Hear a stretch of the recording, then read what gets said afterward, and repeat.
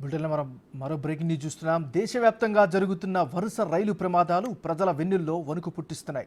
సరిగ్గా ఏడాది క్రితం ఒరిస్సాలోని బాలాసోర్లో జరిగిన ఘోర రైలు ప్రమాదంలో 290 మందికి పైగా మరణించిన ఘటన ఇంకా కళ్ల ముందే మెదులాడుతుండగా, నిన్న బెంగాల్లో జరిగిన రైలు ప్రమాదం ఒళ్ళు గగురు పుడిచేలా చేసింది. కాంచనజంగా ఎక్స్ప్రెస్ రైలు వెళ్తున్న ట్రాక్లోకి వచ్చిన గూడ్స్ రైలు వెనక నుంచి వేగంగా ఢీకొట్టడంతో ఘోర ప్రమాదం జరిగింది. ఈ ప్రమాదంలో 15 మంది చనిపోగా పలువురు గాయపడ్డారు. సిగ్నల్ జంప్ అయిన కారణంగానే ఈ ప్రమాదం జరిగినట్లు రైల్వే అధికారులు ప్రాథమికంగా అంచనాకు వచ్చారు.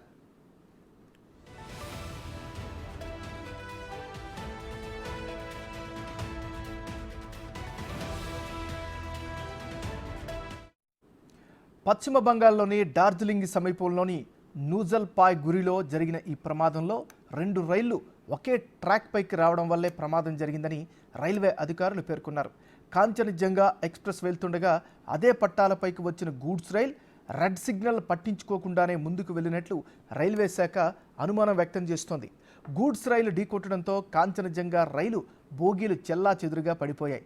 ఒక బోగీ అయితే ఏకంగా గాల్లోకి లేచి నిలబడిందంటే గూడ్స్ రైలు ఎంత వేగంగా ఢీకొట్టిందో అర్థమవుతోంది. ఈ ప్రమాదంపై రైల్వే శాఖ ఉన్నత స్థాయి విచారణకు ఆదేశించింది.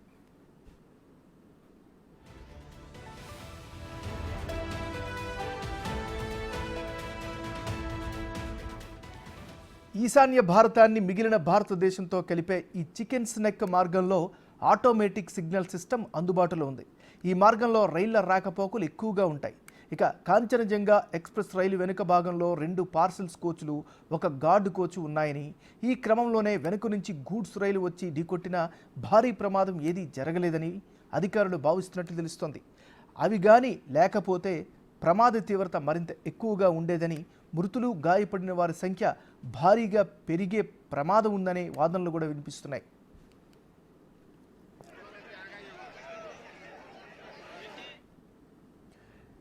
దేశవ్యాప్తంగా జరుగుతున్న వరుస రైలు ప్రమాదాలు ప్రజల వెన్నులో వణుకు పుట్టిస్తున్నాయి.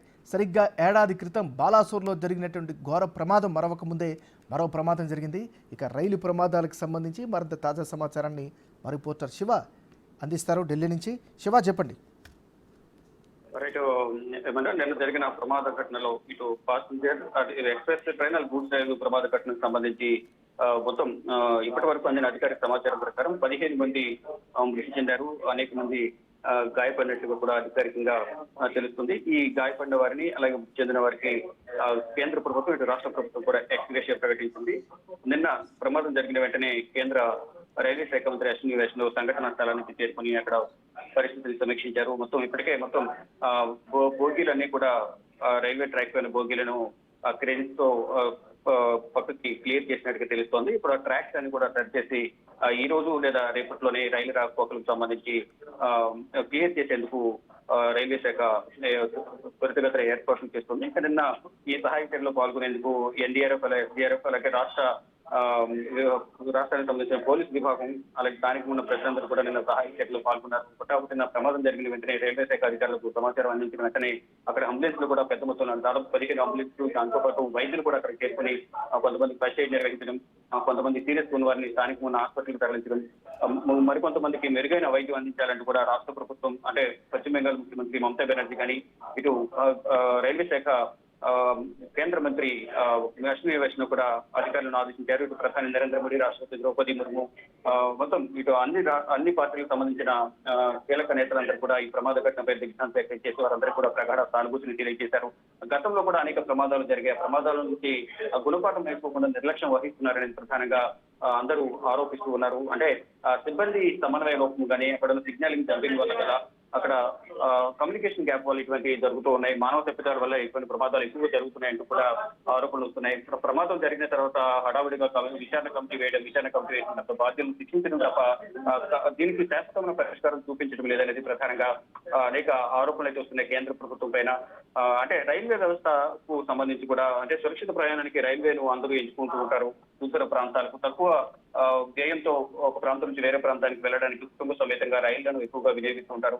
ఈ నేపథ్యంలోనే ఇక్కడ రైలు మార్గాలకు రైలు ప్రయాణానికి డిమాండ్ ఎక్కువ ఉంటుంది. కానీ ఇక్కడ అనుకోని సంఘటనలు జరగడంతో ప్రాణాలు కోల్పోవడం, గమ్యస్థానాలకు చేరకుండానే అనంత లోకాలకు వెళ్ళిపోతున్న పరిస్థితి కనిపిస్తుంది. కొంతమంది తీవ్రంగా గాయపడుతున్నారు, కొంతమంది చనిపోతున్నారు, కొంతమంది పూర్తిగా శాశ్వత వికలాంగులుగా మారిపోతున్న పరిస్థితి కనిపిస్తోంది. అంటే ఈ రైలు ప్రమాణాలకు సంబంధించి, ప్రమాదాలకు సంబంధించి సరైన చర్యలు తీసుకోకపోవడం వల్లే ఇటువంటి ప్రమాదాలు జరుగుతున్నాయంటూ కూడా ప్రజలు ఆవేదన వ్యక్తం చేస్తూ ఉన్నారు. ఇప్పటి వరకు అందిన సమాచారం ప్రకారం 15 మంది అయితే మృతి చెందారు. ఇక్కడ మనం ఒకటి గమనించాలి, ఇక్కడ గూడ్స్ రైలు వచ్చి ఢీ కొట్టడం వల్ల ఈ ప్రమాదం జరిగింది. మనం బోగిని కూడా చూస్తే గాల్లో పడి నుంచోవడం, ఒక ట్రాక్ బోగి పైన పైకెక్కి ఉండడం చూస్తే మనం అంటే అదే కూడా ఈ ఎక్స్ప్రెస్ దాంట్లో కూడా పాసింజర్స్ ఉన్న ట్రైన్ అయితే ఈ ప్రమాద తీవ్రత కానీ ప్రాణాల నష్ట తీవ్రత కూడా ఇంకా ఎక్కువ ఉండేది.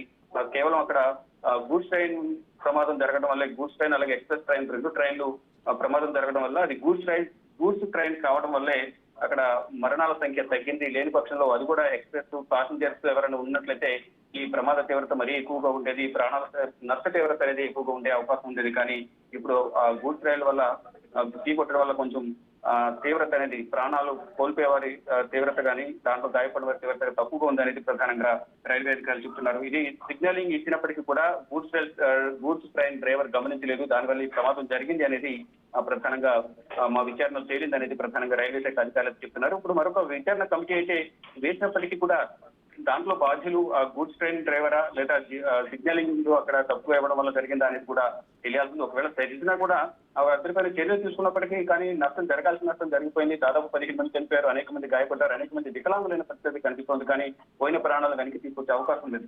కానీ ఇటువంటి ప్రమాదాలు జరిగినప్పుడు తూతు మంత్రంగా విచారణ కమిటీ వేయడం, వారిపై చర్యలు తీసుకోవడం, యథావిధిగా మళ్ళా ప్రమాదాలు జరుగుతూనే ఉన్నాయి. కానీ శాశ్వత పరిష్కారం చూపించడం లేదు అనేది ప్రధానంగా విమర్శలు అయితే వెలువెత్తుతున్నాయి. కేంద్ర ప్రభుత్వంపైనే కానీ ఇటు రాష్ట్రాల పరిధిలో పనిచేస్తున్న సిబ్బందిపై కానీ. శివ, ఈ ప్రమాదం జరిగిన ప్రదేశం నుంచి ఆ రైళ్లను పూర్తిగా తీసివేశారా? అక్కడ క్లియర్ అయిందా? దానికి సంబంధించిన అప్డేట్ ఏంటి? రైట్, మనం బిగ్ టీవీ స్క్రీన్ మీద విజువల్ చూస్తున్నాం. దానికి సంబంధించిన ట్రాక్స్ కూడా క్లియర్ చేసుకున్నారు. ఆ బోగిలను కూడా దాదాపు క్లియర్ చేసినట్లుగానే మనకు అర్థమవుతోంది. కానీ ఆ ట్రాక్స్ అనేవి కొంచెం విరిగిపోయి ఉంటాయి కాబట్టి ప్రమాదం జరిగిన సందర్భంలో ట్రాక్స్ పక్కకు వరగడం కానీ అక్కడున్న మొత్తం